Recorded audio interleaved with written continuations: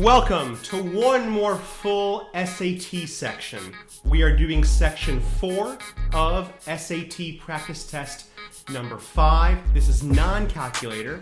That means you have 55 minutes for 38 problems. We don't have a lot of time. Let's get to work. Let's do it.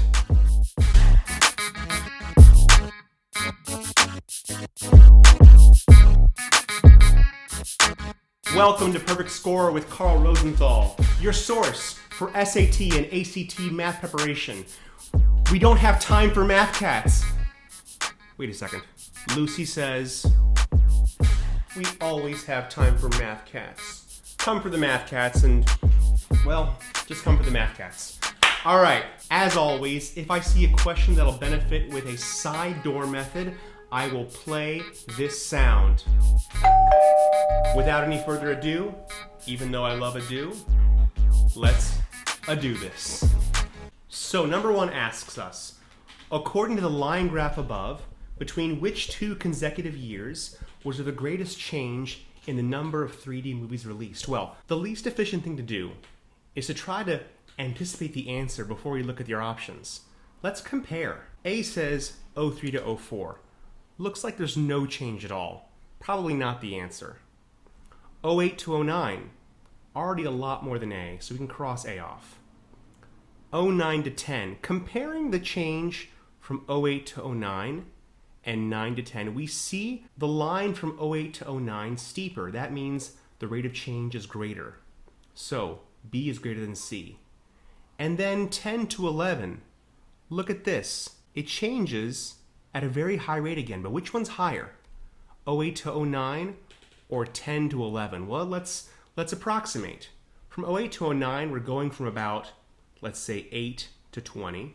Okay, a change of 12. And from 10 to 11, we're going from about 25 to 45. That's a change of 20. 20 is bigger than 12. The answer is D. Moving on to number 2.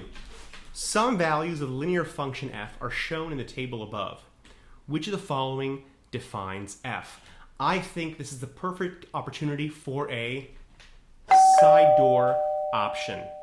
What we can do is plug in values of x and see if they give us f of x in all these answers. Since 1, 5 is kind of simple, I suggest let's start in the middle. Let's start with 3, 13. We're going to plug in 3 for x and 13 for f of x and see if it works. With option A, does 13, that's f of x, equal 2 times x, or 3, plus 3? Well, does 13 equal 6 plus 3? No, it does not. 6 plus 3 is 9. A is out. Okay, moving on. Does f of x, or 13, equal 3 times x, or 3, plus 2? Does 13 equal 9 plus 2? No, it does not. 9 plus 2 is 11. B is out. Let's keep going. Option C, does 13 equal 4 times 3 plus 1? Okay, does 13 equal 12 plus 1? In fact, it does. C works so far, but we have to try D just in case. Does 13 equal 5 times x, or 3? Does 13 equal 15? Hell no. The answer is C. We now see a word problem in number 3 that has to do with bakeries. One thing I want you to remember, whenever you have ingredients, cooking, baking, things like that, it's often going to be about proportions. Let's read this. To make a bakery signature chocolate muffins, yummy, a baker needs 2.5 ounces of chocolate for each muffin. How many pounds of chocolate are needed to make 48 signature chocolate muffins? Well, first, let's figure out how many ounces are needed, and then we'll convert it into pounds. How about that? So, we know there is 2.5 ounces of chocolate per each one muffin. That means how many ounces, x, for 48 signature chocolate muffins? Here is the first question where we will have to use our calculator. We want to cross multiply. X times 1 is x. And 2.5 times 48, we plug it into the calculator, 120. So we know there are 120 ounces of chocolate needed for 48 muffins, but don't get ahead of yourself and choose D, because it's not in ounces, it's in pounds. We're doing a whole other proportion to find that. If we know there is 1 pound per 16 ounces, well, how many pounds is 120 ounces? Let's cross multiply again. 1 times 120, don't need a calculator for that, that is 120. And 16 times x is just 16x. Now to solve for x, we divide both sides by 16. Break out your calculator again. What is 120 divided by 16? It is 7.5. A is our answer. Nice. We now look at number 4. Looks kind of simple, but if 3 times c plus d is 5, what is the value of c plus d? Notice we don't actually need to know what c and d are individually, but as a group. Let's just treat it like one simple variable, even though it's 2. 3 times c plus d equals 5. We're looking to isolate c plus d, so let's just do that. Divide both sides by 3, and we're left with c plus d equaling 5/3. Believe it or not, we're done. B is our answer. Number 5, they are heavy with the word problems already. The weight of an object on Venus is approximately 9/10 of its weight on Earth. The weight of an object on Jupiter is approximately 23/10 of its weight on Earth. If an object weighs 100 pounds on Earth, approximately how many more pounds does it weigh on Jupiter than it weighs on Venus? What we have to do first is write these into equations, okay? Check it out. The weight of an object on Venus is approximately 9/10 of its weight on Earth. We're going to say V equals 9/10 E. V being the weight on Venus, E being the weight on Earth. And now, the second one. The weight of an object on Jupiter, J, is approximately 23/10 of E. Okay. We know E, the weight of an object on Earth, is 100. Let's plug it in and find V and J, because we now know E. So, into the first equation, which says V equals 9/10 times E, let's plug in 100 for E. We have V equals 9/10 times 100. Feel free to use your calculator. 9/10 times 100 is 90. We know V is 90. Let's put it right there. And now, let's plug in E equals 100 into our second equation to find the weight on Jupiter. We know J equals 23/10 times 100. And if you want to, plug into your calculator. 23/10 times 100 equals 230.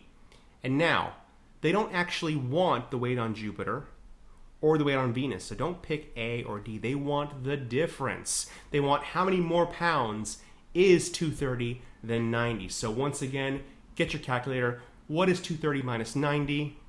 It's 140. C is our answer. Getting kind of tricky. I love it. Let's keep moving. Number 6, an online bookstore sells novels and magazines. Each novel sells for $4. Okay, stop right there. Whenever you see money in a word problem, know that you have to write equations here to solve for the variables. Let's keep reading. Each novel sells for 4, and each magazine sells for 1. If Sadie purchased a total of 11 novels and magazines that have a combined selling price of 20, how many novels did she purchase? So we want to know how many novels. N is going to be our unknown. Okay, let's check it out. We know there are a total of 11 items comprised of novels and magazines. So let's say N plus M equals 11. N representing how many novels you have, M representing how many magazines you have. And we know that the combined price is $20. And $20 is made up of every novel times 4, because it's $4 each, so 4N. And every magazine times 1, because it's $1 each. So we're going to say M instead of just 1M. So now we have a nice system of linear equations, and we are solving for N. So we have many, many options here. I recommend substitution. If we want to solve for N, we want now to eliminate the m variable. Let's go ahead and get m in terms of n using the first equation. If you want to isolate m, we say m equals 11 minus n. All we did was move this n over to that side. And now, because m equals 11 minus n, we can now plug this into here and solve for n pretty easily. Let's do it. For n plus m, which is 11 minus n equals 20. Let's go ahead and combine like terms. 4n minus n is going to be 3n plus 11 equals 20. Let's go ahead and subtract 11 from both sides, and we get 3n equaling 9. And our last step, we divide both sides by 3. N equals 9 divided by 3. N equals 3. There are 3 novels. Okay. Number 7, the DBA in a certain city plans to increase its membership by a total of n businesses per year. Start listening to the words being used here. There were B businesses in the DBA at the beginning of this year. Which function best models the total number of businesses Y the DBA plans to have as members X years from now? So the first thing I want you to do is look at our options, okay? What's the difference here? Well, A and B look to be linear, right? Okay. C and D, what do they look like? Well, in case you're not sure, these are exponential functions. And the difference between linear and exponential is that linear functions have a constant rate of change. No matter what year, no matter what time, no matter what place in the graph, the increase or the decrease is always the same. An exponential function, well, it's a percent change, so it always changes no matter where you are. It is a fluid rate of change. Now, if we look at this question, especially the part where it says it wants to increase by n businesses per year, that means every year, no matter what, it's going to increase by n. That means it's a constant rate of change. This has got to be linear. So we know that it cannot be C or D. C or D are exponential, not linear. The only difference now is the plus B and the minus B. Now let's think about these in a linear context. B, as we know, represents the y-intercept.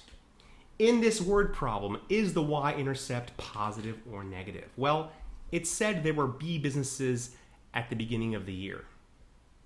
Is it possible to have negative businesses? In this world, no.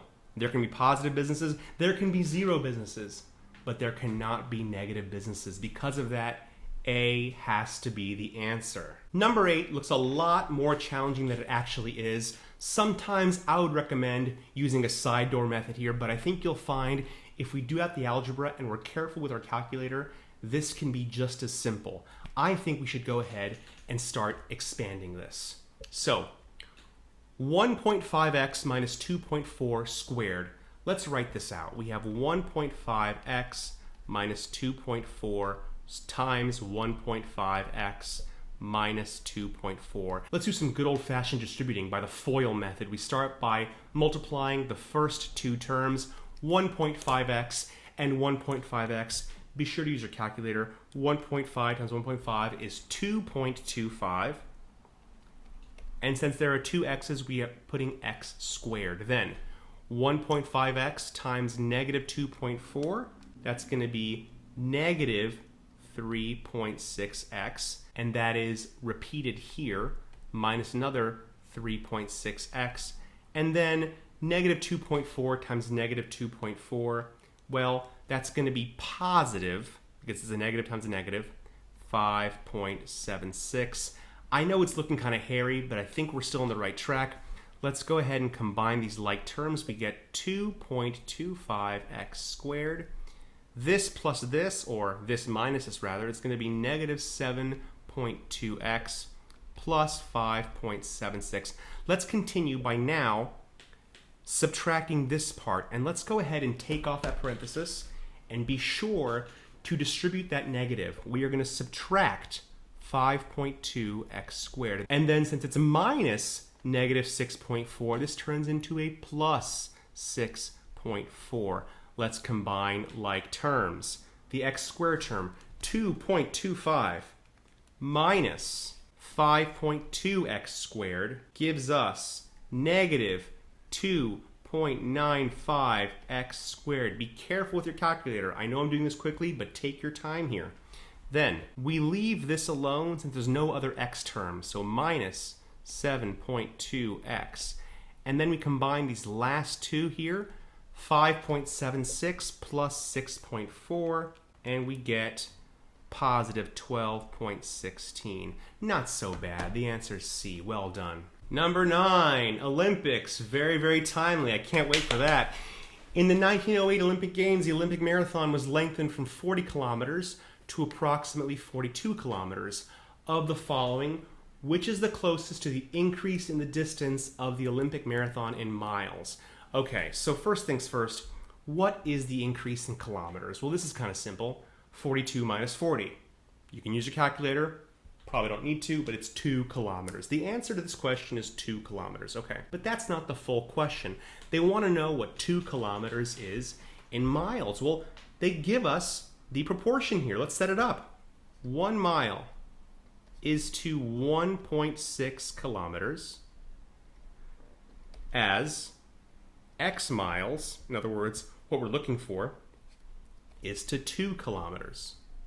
Let's go ahead and cross multiply. 2 times 1, well, that's just 2. And 1.6 times x is going to be 1.6x.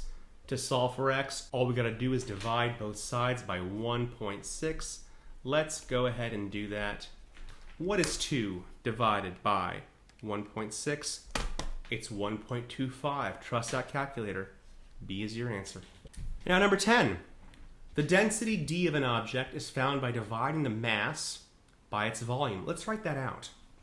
The density d of an object is found by dividing the mass by its volume. I'm having some flashbacks to physics. Yikes. Which of the following equations gives the mass m in terms of d and v? Well, that means we're just trying to isolate m, which means all we have to do is multiply both sides by v, right?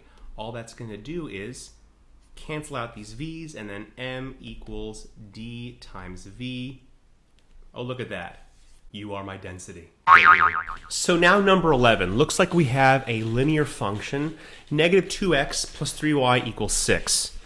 In the xy plane, the graph of which of the following equations is perpendicular to the graph of the equation above? Now, perpendicular has to do with slope. Specifically, if two lines are perpendicular, their slopes are negative reciprocals of one another. What does negative reciprocal mean? Well, really what it means is they multiply to negative 1. But a clear way of understanding is if you want to get the negative reciprocal, you flip it and make it negative. So for example, if I have a slope of, let's say, 4/5, well then I would flip it, make this into 5/4, and then make it negative. This negative 5/4 is the negative reciprocal of positive 4/5.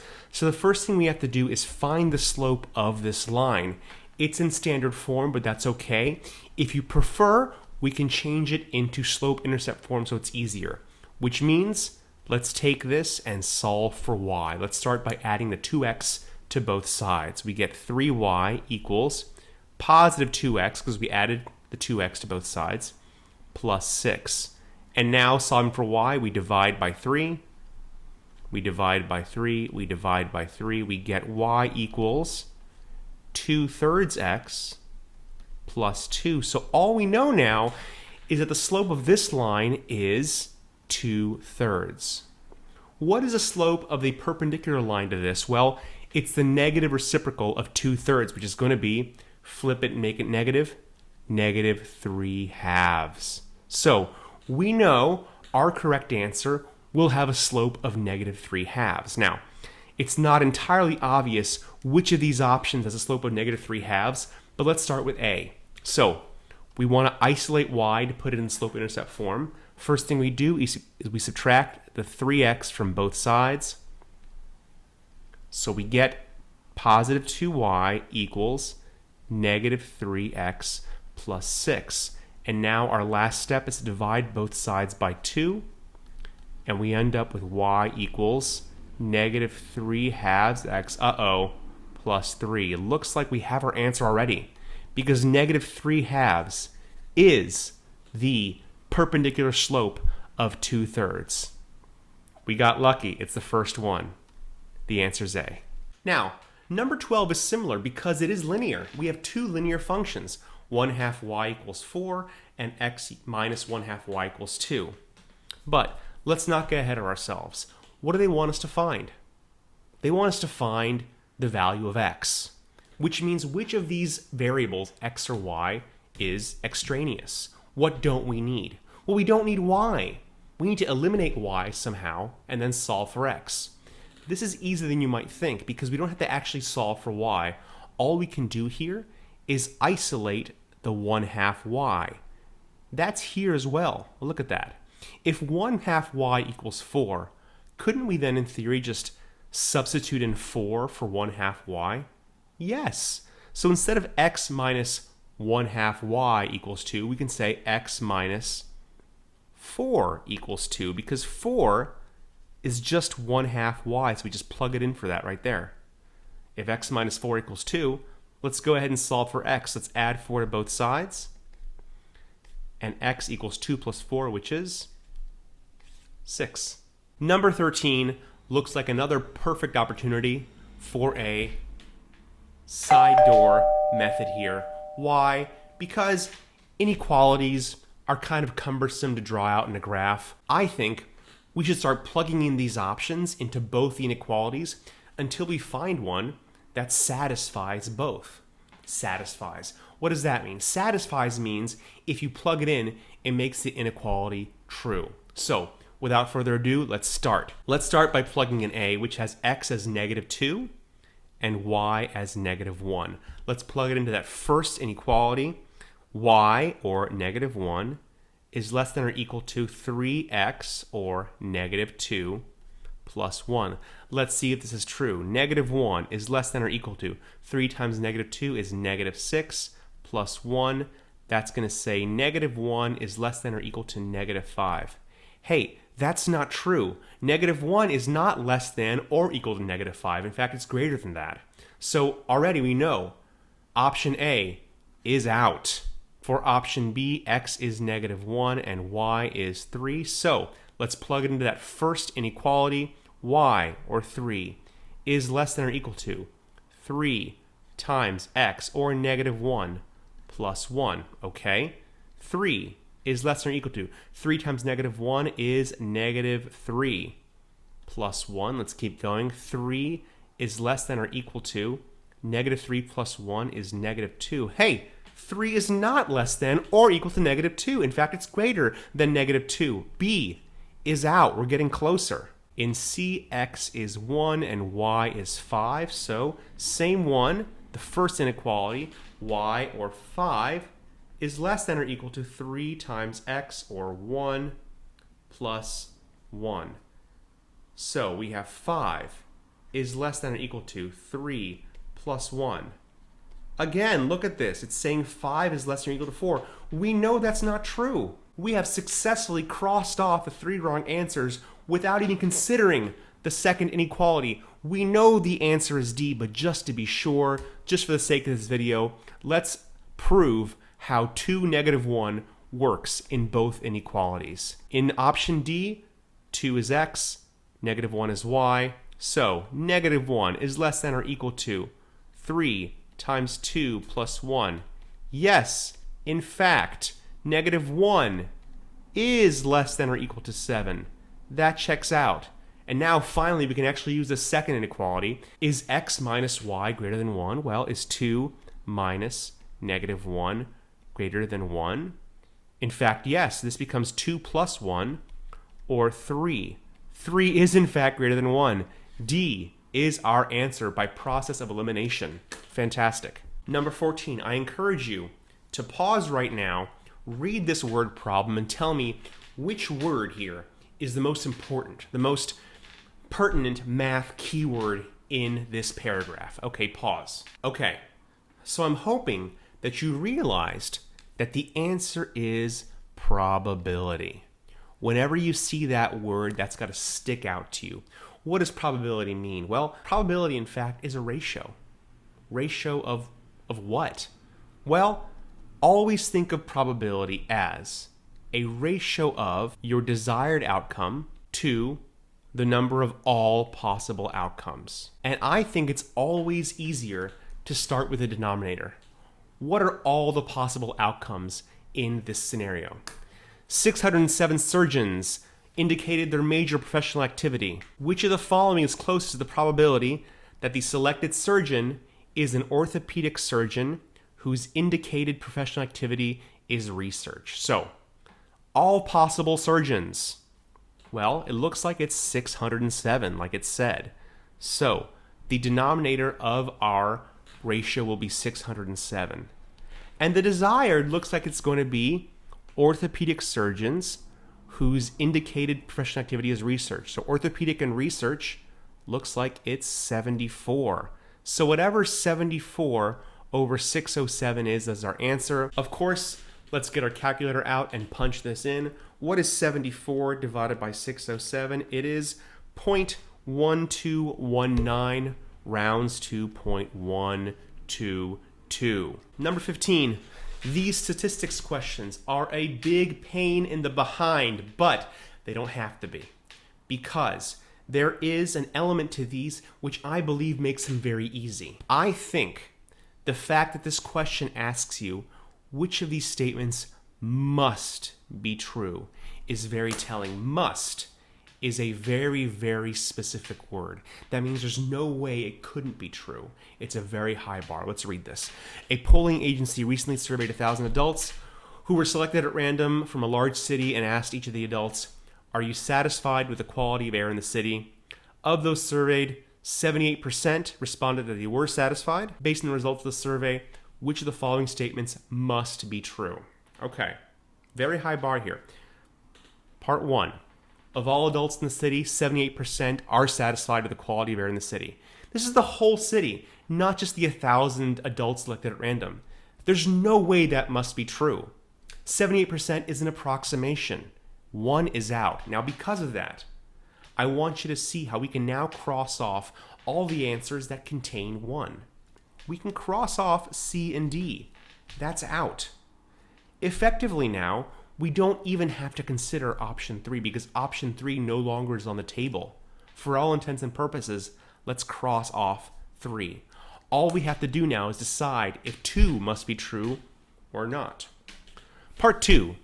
If another 1,000 adults selected at random from the city were surveyed, 78% of them would report they are satisfied with the quality of air in the city. How can they know that? That doesn't have to be true. It might be true, it could be true, but by no means a requirement. 2 is out. Keep that bar high. None of these must be true. We're going to now start to see these questions get a bit more difficult. And whenever we have these 2-parters or these 3-parters like these 3 coming up, we want to read the beginning part very, very carefully and see if there's anything we can translate into a math equation or any important keyword we can underline or circle. Okay, looks like we have a table of different trees and their growth factor. Looks like they're in no particular order. One method of calculating the approximate age in years of a tree of a particular species is to multiply the diameter of the tree in inches by a constant called the growth factor. The table above gives the growth factor for 8 species of trees. Seems very simple what we just read, but there's a very important math equation that was hidden in there. Let's see if we can pinpoint it. They said to calculate the approximate age, you multiply the diameter by the growth factor. So what if we said, well then, the age of a tree, A, equals D, diameter, times G, growth factor. That makes sense, right? Let's hold on to this. Now, let's look at 16. According to the information in the table, what is the approximate age of an American elm tree with a diameter of 12 inches? Well, American elm tree has a growth factor of 4. I'm going to say G equals 4. And diameter of 12 inches, D equals 12. Let's apply this to the equation we got from the original paragraph. If A equals DG, Well, what is the age when D equals 12 and G equals 4? 12 times 4 is 48. The answer is 48 years. So for 17, let's go ahead and write that equation here again, just so we don't forget. A equals D times G. Cool.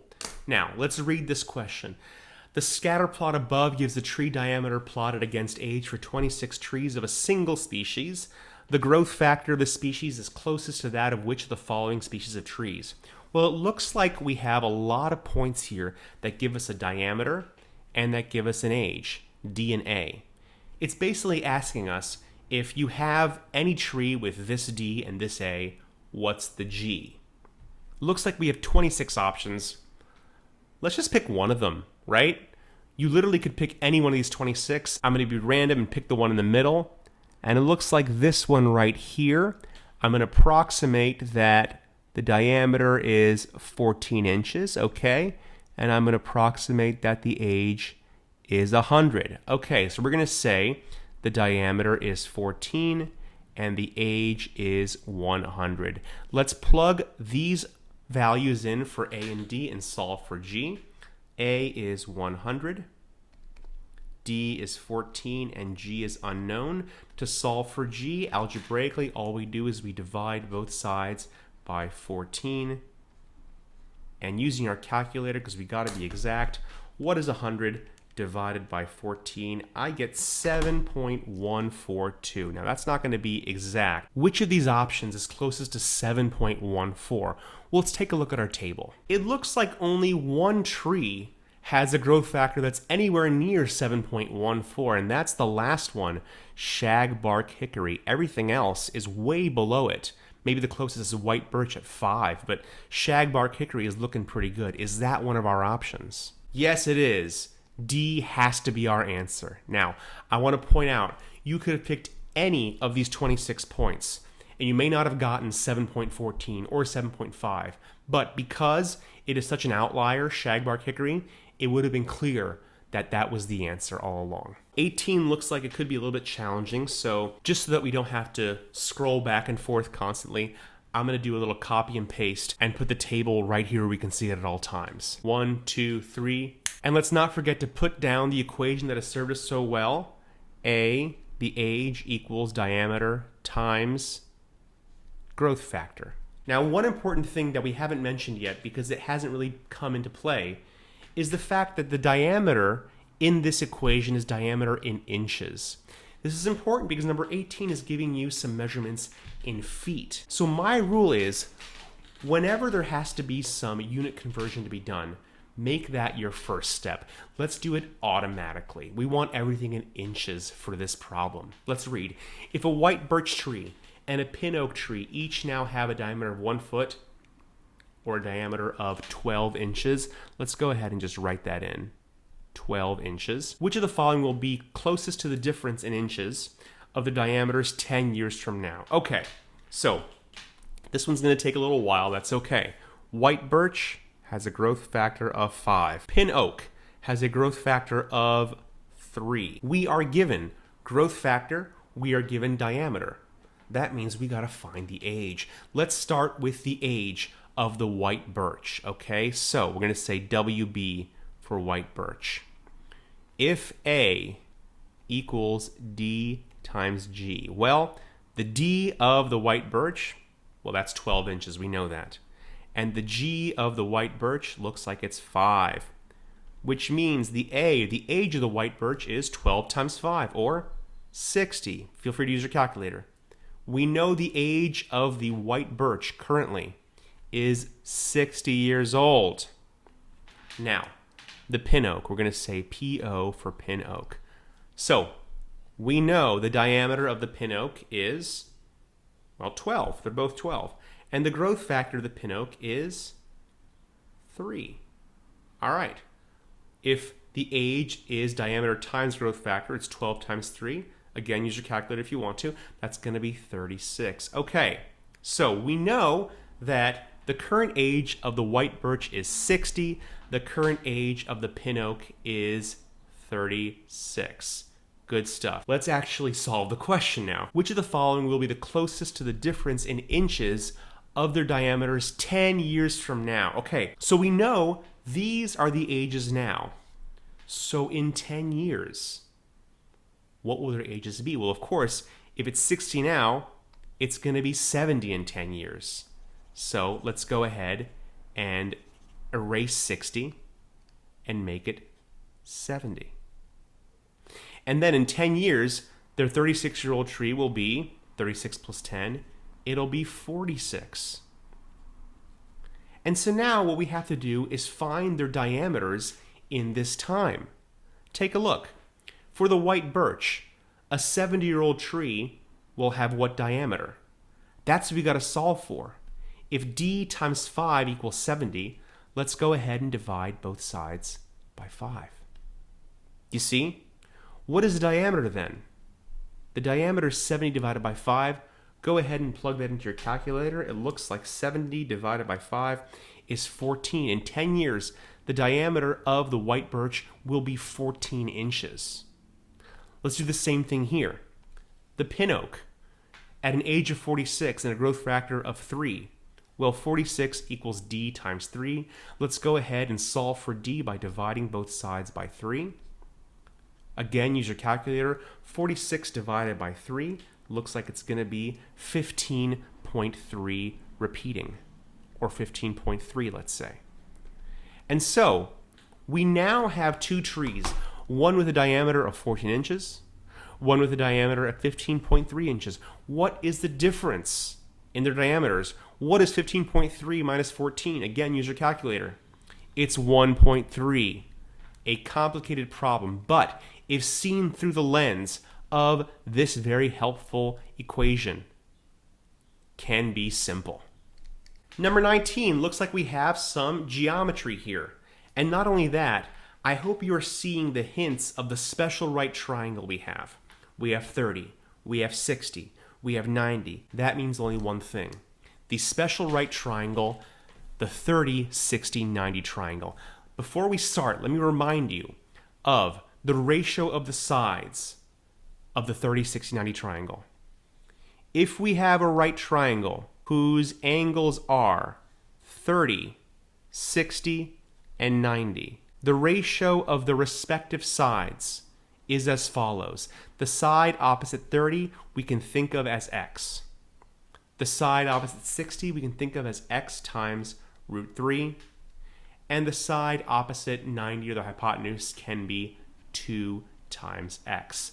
Never forget, 30, 60, 90, x, x root 3, 2x. Okay, great. Let's take a look at the drawing here. Let's see if we can fill in some other missing angles here. We know that every triangle has 3 angles that add to 180. So if we take a look at BDC, we have 190 and 160. This means that this must be 30. And now, let's look at the larger triangle, ABC. One angle that measures 60, another angle that measures 60, which means the last angle must also measure 60. Do you see how triangle ABC is a equilateral triangle? Every single angle has a measurement of 60 degrees, which means every single side of the larger triangle must also be equal. So if BC is 12, AB must also be 12. And now I want you to focus your attention on triangle ABD, which is a perfect example of the 30, 60, 90 triangle. Now, we are looking for the length of AD, which is opposite the 30-degree angle, so we'll call it X. We know that the side opposite the 90-degree angle is 12, which is 2x. So, if 12 equals 2x, what is x? All we have to do is divide both sides by 2, and we get x as 6. We now move on to number 20. Okay, we have 2 diagrams, but let's read. The figure on the left above shows a wheel with a mark on its rim. Okay. The wheel is rolling on the ground at a constant rate, that's important, along a level straight path from a starting point to ending point. The graph of y equals d of t on the right could represent which of the following is a function of time from when the wheel began to roll. So as a function of time is very important. The x-axis or the t-axis here is time. And we see here, according to this graph, it looks like as time goes on, whatever y is goes up and down and up and down, right? It doesn't just increase, it doesn't just decrease, it doesn't stay constant, it goes up and down and up and down. So let's look at these options and try to figure out which of these go up and down and up and down. Option A says the speed at which the wheel is rolling. Well, it says the wheel is rolling at a constant rate. So it can't be going up and down. The speed's got to be constant. A is not the answer. The distance of the wheel from its starting point. Well, in which direction is this wheel going? Looks like it's just going to the right, towards the ending point. So the distance can only be increasing. It can't be going up and down. B is out. The distance of the mark on the rim from the center of the wheel. That's option C. Now, let's consider this wheel for what it is. What kind of shape is it? It's a circle. And it looks like this mark is on the actual circumference of the circle, which means the distance from this mark to the center is just the radius of the circle. Is that ever going to change?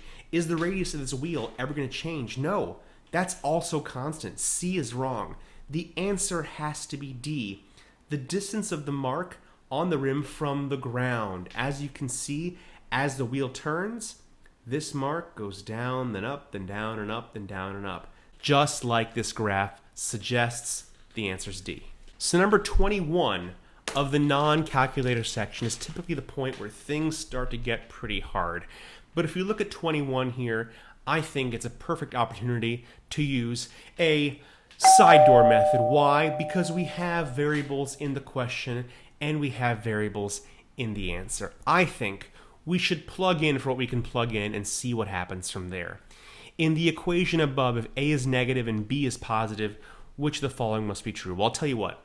Let's make A negative, let's make B positive, and see what happens. Let's avoid picking 1 just because it's a very funky number to pick. Let's start with, well, if A is negative, let's say A equals -2. And if B is positive, how about B equals +3? We're just following instructions. Let's go ahead and plug them in here, okay? So A is -2, so -2 minus B, or +3, over A, which is -2. This equals C, okay? Let's simplify. -2 minus 3 is -5, over -2 equals C. Well, if we simplify this, this is just +5/2. If A is -2 and B is +3, C is 5/2, or in decimal terms, 2.5, 2.5. Which of these is true? Is 2.5 greater than 1? Yes. Is 2.5 equal to 1? No. Is 2.5 equal to -1? Hell no. And is 2.5 less than -1? No. A is the only answer that is correct. Number 22, a long word problem. As we read, let's see if we can determine what words are the most important keywords here. In State X, Mr. Camp's 8th grade class, consisting of 26 students, was surveyed, and 34.6% of the students reported that they had at least 2 siblings. Okay, the average 8th grade class is 26. If the students in Mr. Camp's class are representative of the students in the state's 8th grade classes, and there are 1,800 8th grade classes in the state, which of the following best estimates the number of 8th grade students in the state who have fewer than 2 siblings? I hope you realize the big difference between the two things they said. They started by saying at least 2 siblings, and then they ended up saying fewer than 2 siblings, which means 1 or 0. So that's the thing. If 34.6% of students have at least 2 siblings, well, how many have fewer than 2 siblings? Well, it's just whatever's not 34.6%.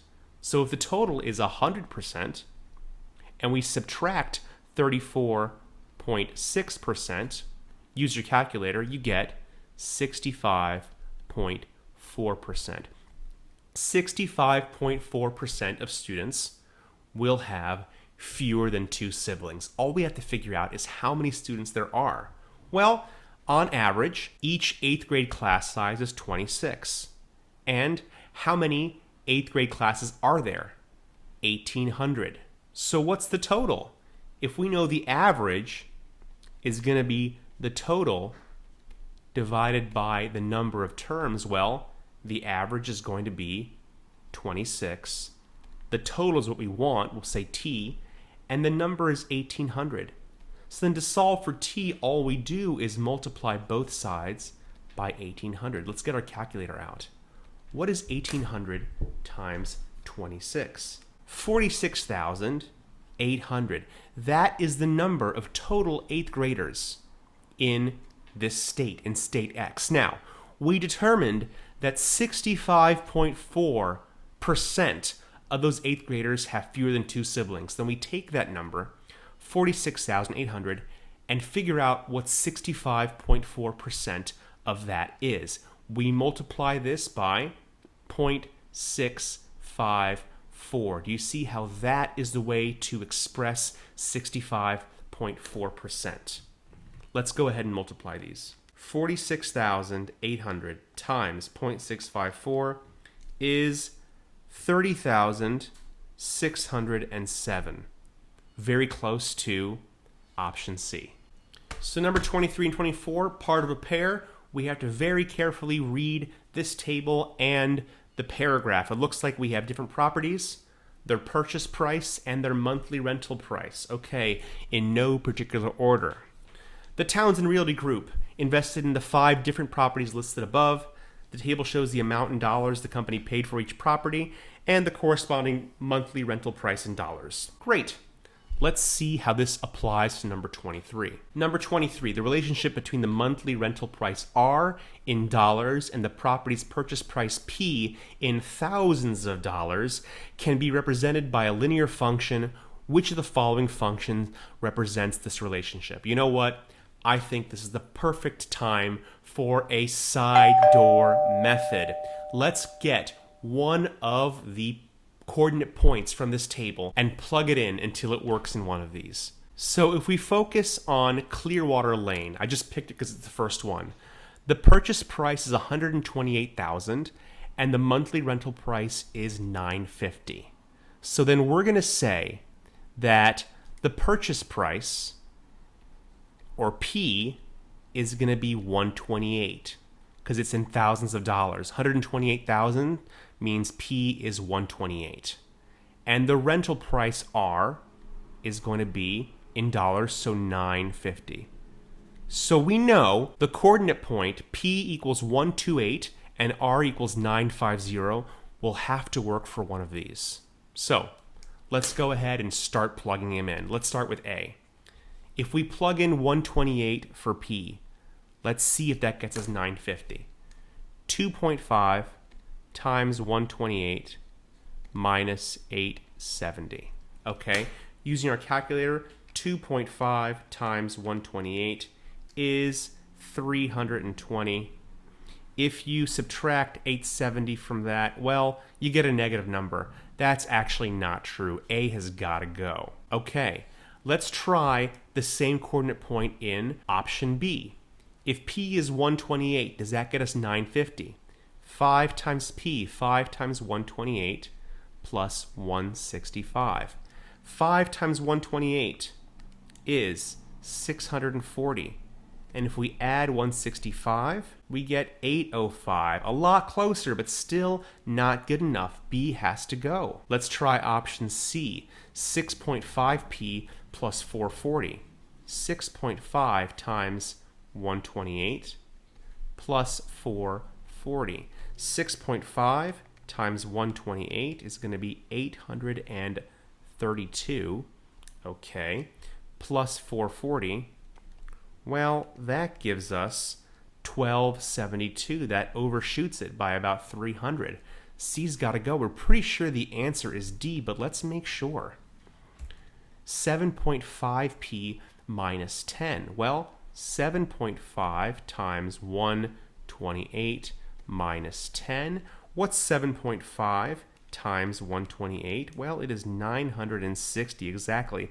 And then if you subtract 10, you get 950. By process of elimination and some pretty exquisite side door methods, D is our answer. Now, as we read this, it looks like all we really care about is the Glenview Street property. So let's go ahead and highlight that or underline, circle, whatever you want. All we're paying attention to is this fourth row of the table. Townsend Realty purchased the Glenview Street property and received a 40% discount off the original price, along with an additional 20% off the discounted price for purchasing the property in cash money. Which of the following best approximates the original price in dollars of the Glenview Street property? What are we actually solving for? Well, we're solving for what we don't know, which is the original price. Why don't we call that X? X is the original price. Okay, so let's figure this out. The original price was discounted by 40%. When something is 40% off, that means the total is decreased by 40%, which means what's left? 60%. When something is 40% off, it is 60% on, because that's what's left. So 40% off is X times 0.6. Now, this, the discount price, also has an additional 20% off. Now, 20% off means what's left? Well, 100 minus 20 is 80. 20% off is 80% on, so it's going to be this times 0.8. What these numbers mean here is you took the original price X, applied the 40% off discount, and then applied a 20% off discount. And then this is the purchase price, which it looks like it's $140,000 according to the table. Let's go ahead and solve for X. Well, all we have to do is divide both sides by 0.6 and 0.8.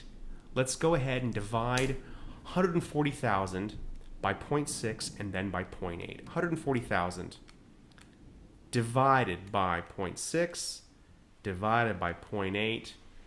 I get 291,666. Closest to B. Okay, number 25 looks legitimately challenging. As always with a long word problem, as we read, see if we can pinpoint what words are the most important. A psychologist set up an experiment to study the tendency of a person to select the first item when presented with a series of items. In the experiment, 300 people were presented with a set of 5 pictures arranged in random order. Each person was asked to choose the most appealing picture. Of the first 150 participants, 36 chose the first. Of the remaining 150, P chose the first.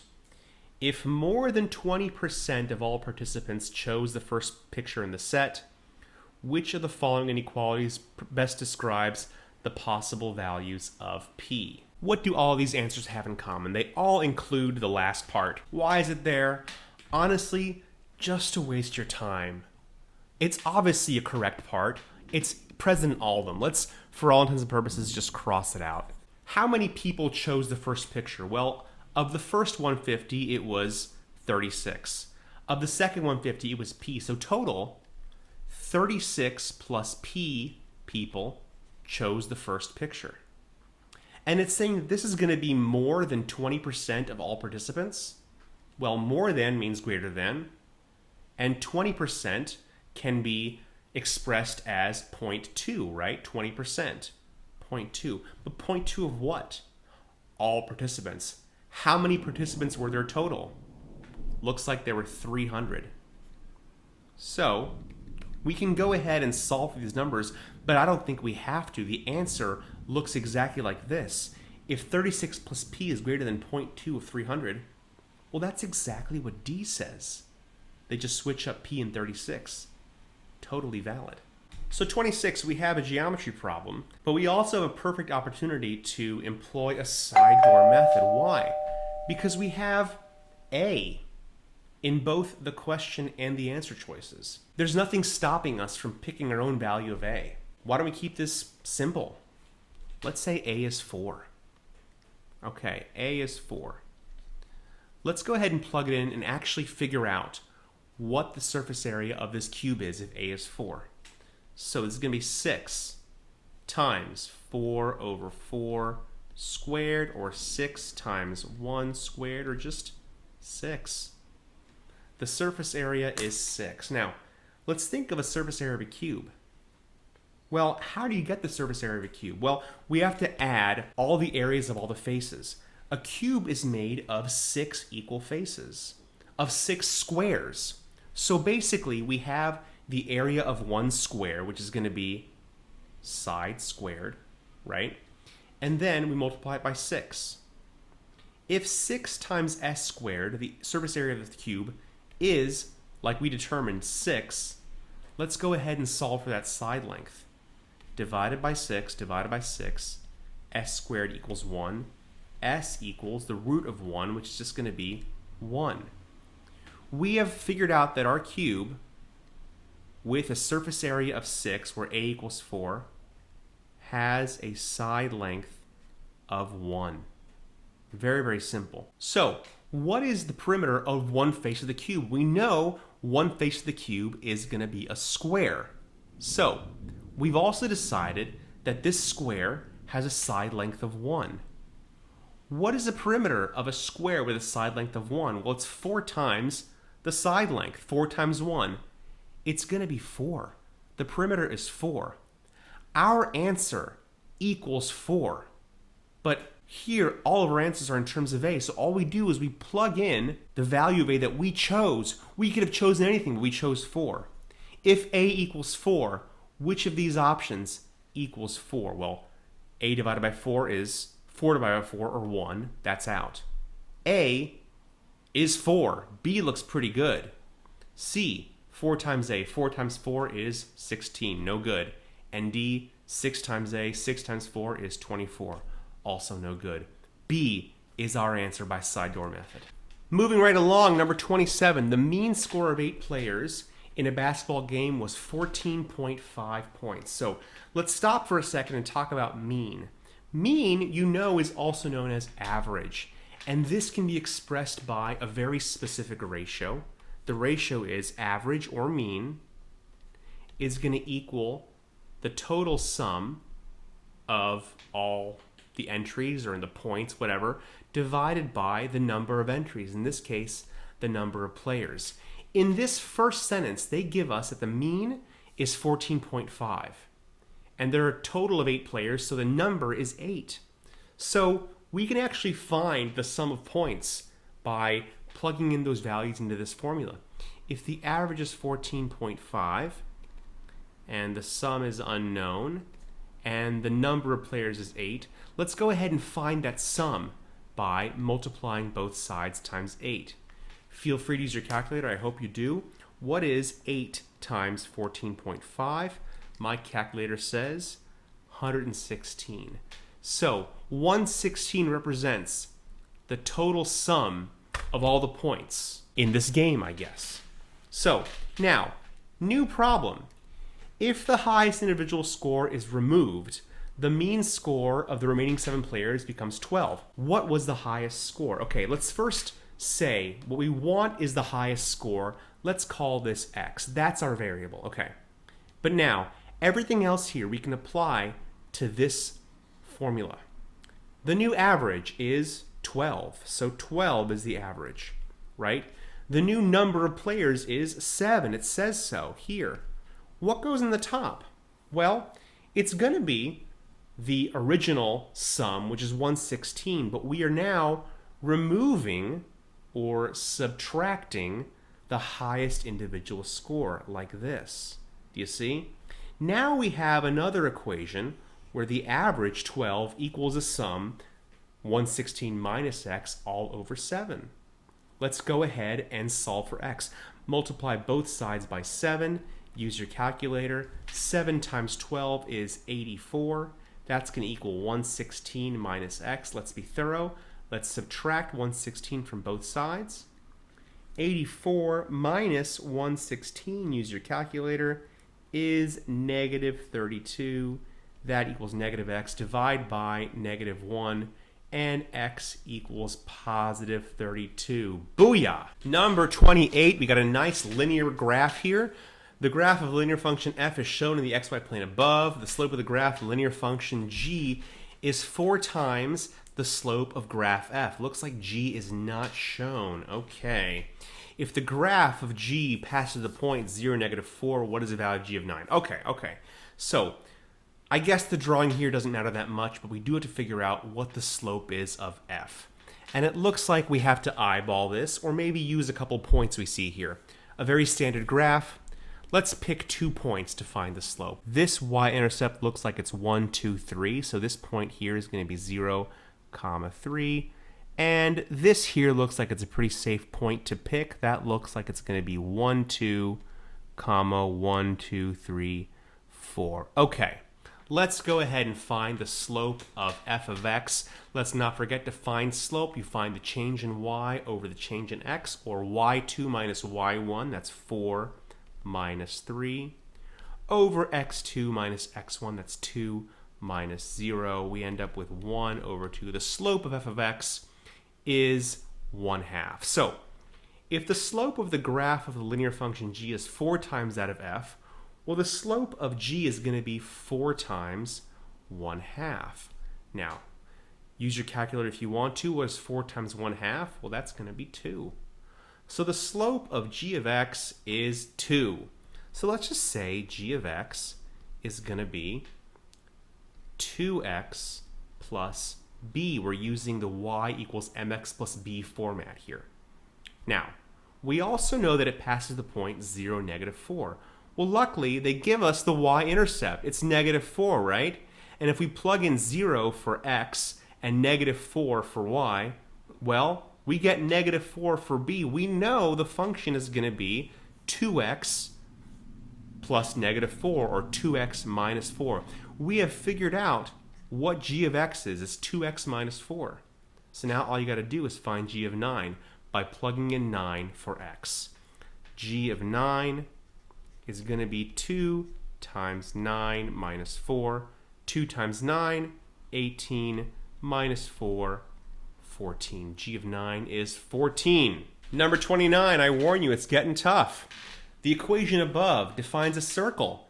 What are the coordinates of the center of the circle? Well, unfortunately, this is not in the format we know for circles. We know circles come in some form of x minus h squared plus y minus k squared equals r squared, where h comma k is your center. There's no h or k here. What do we do? Well, we have to actually convert this into this format by a wonderful little method called completing the square. What we have to do is complete this square and complete this square until it looks like this. So what I'm going to start by doing is rewriting this whole thing out. X squared plus 20x plus y squared plus 16y equals -20. You'll see in a second why I left these spaces here. Let's focus on x squared plus 20x. What would I add to this binomial to complete the square? What you do is you take this x term, 20, divide it by 2, and square it. What is 20 divided by 2 squared? That becomes 10 squared. You add 100. Now, you can't just add 100 to an equation without adding 100 to both sides. So let's go ahead and add 100 to both sides. Okay, cool. So let's go ahead and do the same thing here. What value can you add to this binomial, y squared plus 16y, to make it a perfect square trinomial? You take the 16, you have it. 16 divided by 2 is 8. You square that, 8 squared is 64. You add 64, and you do it to both sides, right? We now have 2 perfect square trinomials that we can factor. How do you factor x squared plus 20x plus 100? Well, what numbers multiply to 100 and add to 20? Clearly 10 and 10. So this becomes x plus 10 squared. And this becomes, what numbers multiply to 64 and add to 16? 8. y plus 8 squared. And not that it matters, but this actually becomes, if you want to add this up in your calculator, 144. So now compare this to our original template here.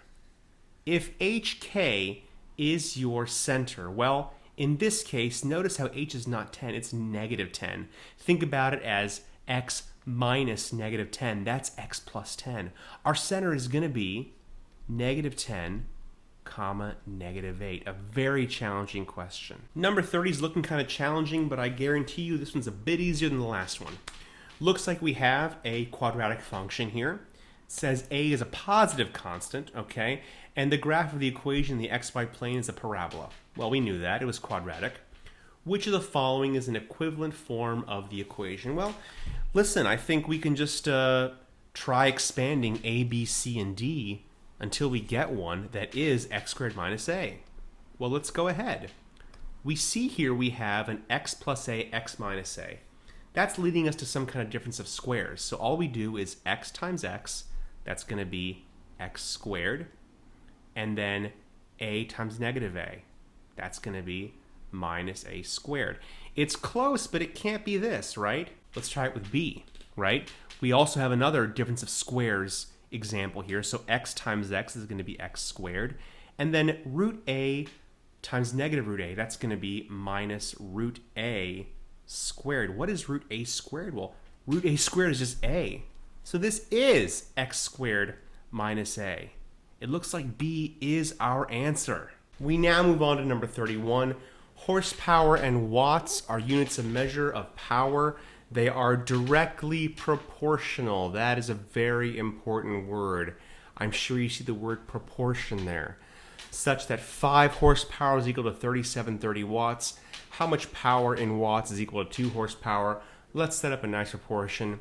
We know 5 horsepower is to 3,730 watts, as 2 horsepower is to, let's call it W watts. Let's go ahead and cross multiply. 5 times W is 5W.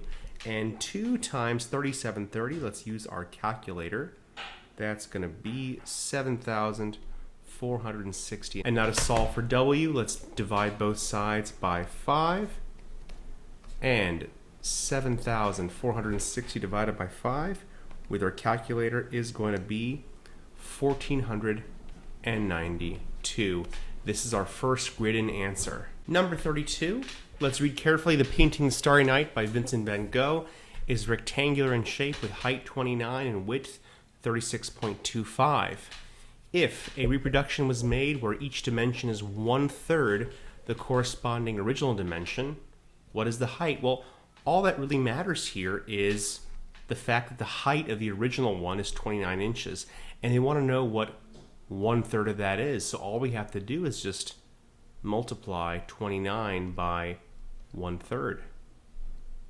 No calculator necessary. 29 times 1/3 is just 29 thirds. No need to simplify. That's our answer. So in number 33, we have a long line segment and different points on that line segment. It looks like each of these subsegments is labeled with some form of x, some equation using x. It says that the length of PQ is equal to that of RS, which means x minus 1 is equal to 3x minus 7. Let's first use this to solve for x, but let's not forget, x will not be our answer.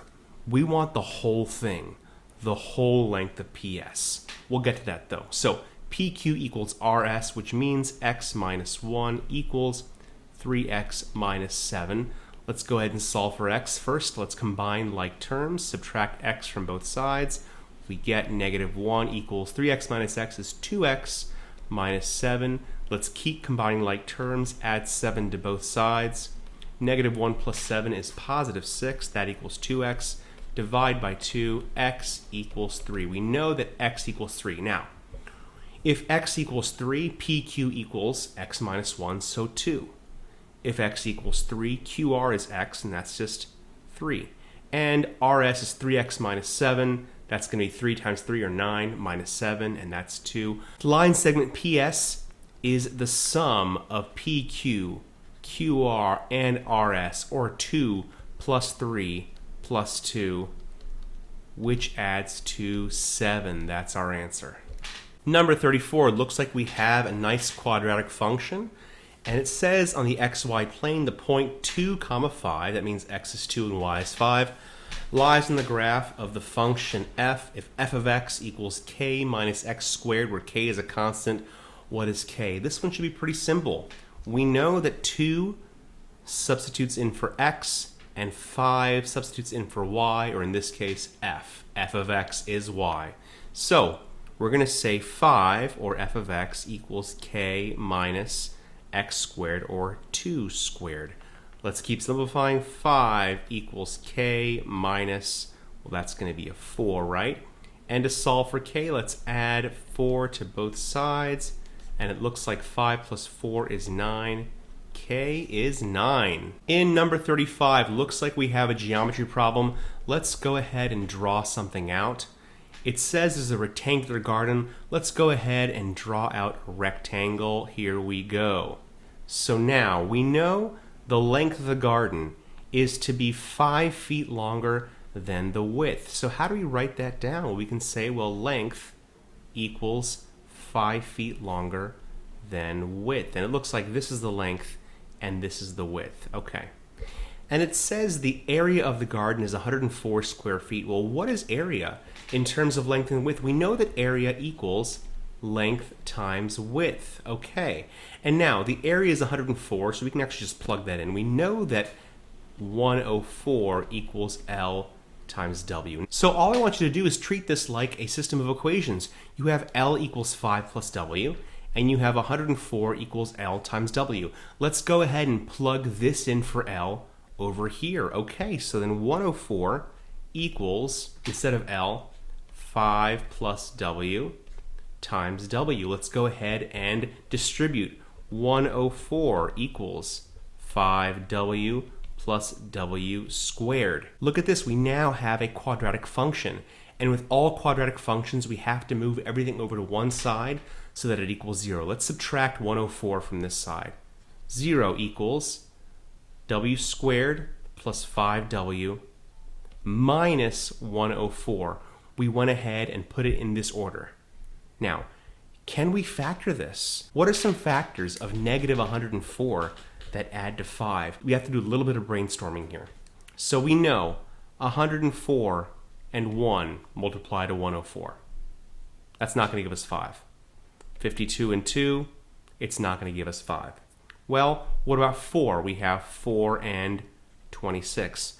That's not going to give us 5. Let's keep going. What about 8 and 13? You see, all I'm doing is multiplying these by 2 and dividing these by 2. And look, if we have 8 and 13, if we subtract 8 from 13, we do get 5.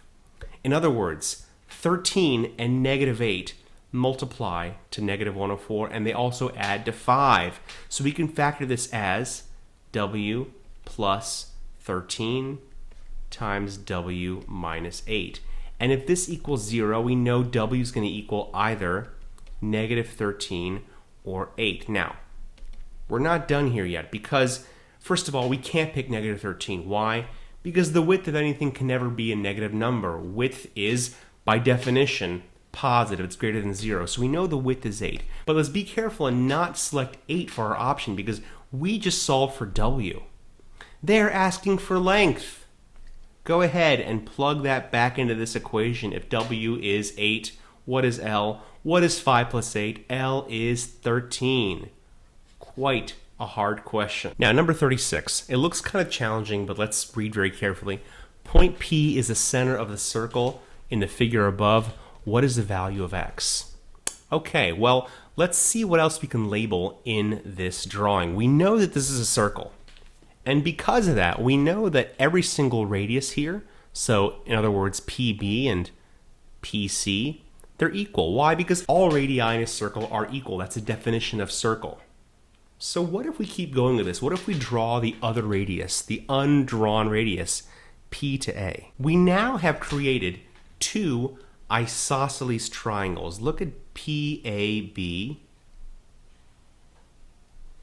and PAC. We have two isosceles triangles. Now, for this triangle here, if this angle is 20, this one must also be 20, right? Yes, of course, because it's an isosceles triangle. Same with this one, because it's the other angle in the isosceles triangle PAC. So this angle here is made up of two angles of 20 each, so they add to 40. Let's go ahead and erase our labels here and acknowledge that this angle A here is 40. It's 20 plus 20. Now, what's the connection between this angle, angle A, and this angle, angle BPC? Well, in case you forgot, angle X, what we want, is the central angle of arc BC. And angle A is the inscribed angle of arc BC. What is the connection between an inscribed angle and the central angle? Well, the inscribed angle is always half the central angle. We know 40 has to be 1/2 of whatever x is.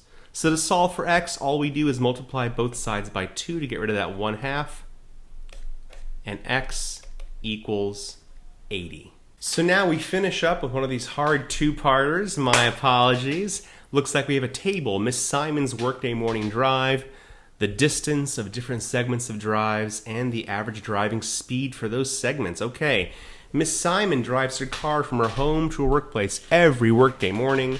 The table above shows the distance in miles and her average driving speed, okay, in miles per hour when there is no traffic delay for each segment of her drive. Looks pretty straightforward for now, but I bet it's going to get tougher. Okay, looking at number 37. One morning, Miss Simon drove directly from her home to her workplace in 24 minutes. What was her average speed in miles per hour during her drive that morning? Okay, well, this one looks kind of simple. We know this is about distance, rate, and time. And of course, we always use the function distance equals rate times time. Okay, so right now, we have the time. The time is 24 minutes. Okay, great. And, well, what's the distance? Does it tell us? It looks like the distance is the sum of all of these. Let's go ahead and use our calculator. What is 0.6 plus 15.4 plus 1.4? That's going to be 17.4 miles. Okay, great. So our distance is 17.4 miles. Now, is it as simple as just plugging in 17.4 in for D, 24 for T, and finding our rate? Of course not. There's got to be more to it. This is number 37, for God's sake. So the reason this one is actually hard is because, without being too explicit about it, they're trying to trick you by giving you the time in minutes when they want the speed or the rate in miles per hour. So we can't plug in 24 in for the time. We have to convert it to hours. So let's do a proportion. So we know that 60 minutes comprise 1 hour. So how many hours is 24 minutes? Let's do a little cross multiplication. 60 times x is going to be 60x. 24 times 1 is going to be 24. Let's divide both sides by 60. What is 24 divided by 60? Let's be exact with our calculators. 24 divided by 60 is 0.4. The time is not 24 minutes. It's going to be 0.4 hours. Now, let's plug this and this into this. Let's make a little room here. D equals RT, so 17.4, that's D, equals R, what we want, times T, 0.4. To get R, we divide both sides by 0.4. What is 17.4 divided by 0.4? 43.5. The average speed is 43.5 miles per hour. And now for the last one, number 38. You can expect something pretty challenging. If Miss Simon starts to drive at 6:30 a.m., yikes, that's not me, she can drive at her average driving speed with no traffic delay for each segment of the drive. If she starts to drive at 7 a.m., The travel time from the freeway entrance to the freeway exit increases by 33% due to slower traffic, but the travel time for each of the other two segments of our drive does not change. It's a lot of words, right? All that really matters is 6:30, no delay, 7:30, 33% increase from on the freeway. That's it. Based on the table, how many more minutes? Of course, they're underlining minutes. They're going to want you to do some conversion here. Does Miss Simon take to arrive at our workplace? If she starts to drive at 7, then if she starts her drive at 6:30 a.m. What we have to do is figure out the difference in time just for that freeway segment, because nothing else changes. For the freeway segment, what is her average driving speed? Looks like it's 50 miles per hour for 15.4 miles. Let's write that down. We know the distance is going to be 15.4 miles, and we know the rate, the speed, is going to be 50 miles per hour. So let's figure out how many minutes this takes at 6:30 a.m. with no traffic. So we know D equals RT. So D, 15.4, okay? R is 50, and T is what? Let's figure it out. Let's divide both sides by 50.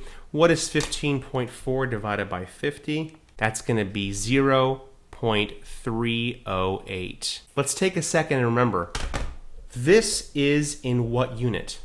Well, that's in hours. We've been solving everything so far in miles per hour, so it's 0.308 hours. Would you like to know what this is in minutes? I think we would.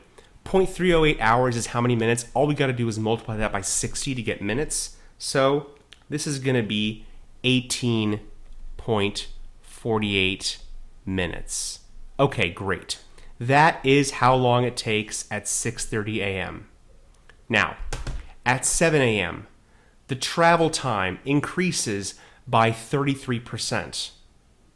Okay, well, what is an increase of 33% of 18.48? All we do is 18.48 times 1.33. That is increasing by 33%.